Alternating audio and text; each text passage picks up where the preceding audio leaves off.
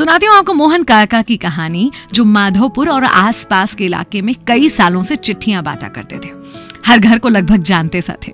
एक दिन जब डाक मिली मोहन काका को, तो उसमें एक चिट्ठी थी जो कि थी तो माधोपुर के पास की ही, लेकिन उस पते पर उन्होंने पहले कभी चिट्ठी नहीं दी थी, जानते नहीं थे उस घर में किसी को। दिन भर सारी डाक, सारी चिट्ठियां बांटने के बाद उस पते को ढूंढते हुए पहुंचे। दरवाजे की घंटी बजाई तो अंदर से आवाज आई, कौन? इन्होंने आवाज दी, पोस्टमैन। तो अंदर से एक लड़की की आवाज आई कि चिट्ठी दरवाजे के नीचे से डाल दीजिए। मन ही मन इन्होंने सोचा कि बताओ, मैं चिट्ठी लेकर इतनी दूर आ सकता हूँ और ये महारानी दरवाजे तक नहीं आ सकती हैं। थोड़ा खींचते हुए इन्होंने कहा कि देखिए रजिस्ट्री है, साइन करना पड़ेंगे, बाहर आइए। उसने कहा ठीक है, आती हूं। अंदर से ऐसी आवाज आई।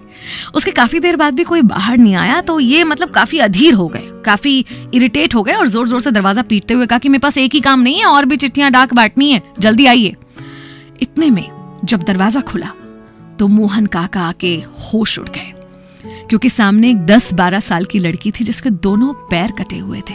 किसी तरह घिसट कर दरवाजे तक आकर दरवाजा खोली थी और बोली, माफ कीजिएगा, मुझे आने में जरा देर सी हो गई। मोहन काका को बहुत शर्मिंदगी हुई अपने व्यवहार की और उन्होंने कहा कोई बात नहीं, रजिस्ट्री दी, साइन कराई और वहां से चले गए। 8-10 दिन बाद फिर से उसी पते की जब चिट्ठी आई तो मोहन काका ने एड्रेस पर पहुंचकर डोरबेल बजाते हुए बाहर से ही आवाज दी कि चिट्ठी आई है और आज साइन करने की भी जरूरत नहीं है, दरवाजे के नीचे से डाल दूं। तो अंदर से लड़की की आवाज आई कि नहीं नहीं रुकिए, मैं आ रही हूं। दरवाजा खुला, लड़की ने चिट्ठी ली और साथ में एक गिफ्ट दिया, एक तोहफा, और बोली काका ये आपके लिए, चिट्ठी के लिए शुक्रिया। काका ने शर्मिंदा होते हुए वो ले तो लिया तोहफा, लेकिन कहा कि इसकी क्या जरूरत थी। बोली नहीं नहीं, ये आपके लिए है, लेकिन इसको घर जाकर ही खोलिएगा। घर जाकर जब काका ने उस तोहफे को खोला तो पता उसमें क्या था? उसमें एक जोड़ी चप्पलें थी। मोहन काका सालों से पूरे गांव में बिना चप्पलें पहने चिट्ठियां बांटते थे, लेकिन किसी ने नोटिस नहीं किया था, किसी ने उस तरफ ध्यान नहीं दिया था। और ये नन्ही सी बच्ची जिसके खुद के पैर नहीं हैं, उसने इनकी तकलीफ को समझकर उन्हें चप्पलें गिफ्ट की। कलेजे से चप्पलों को लगाकर बहुत रोए मोहन काका।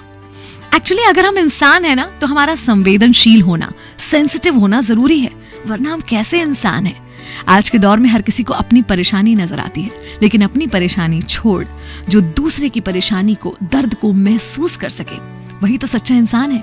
एक पैर कटी हुई लड़की के दूसरे के दर्द को समझने की कहानी में बहुत बड़ा संदेश छुपा हुआ है।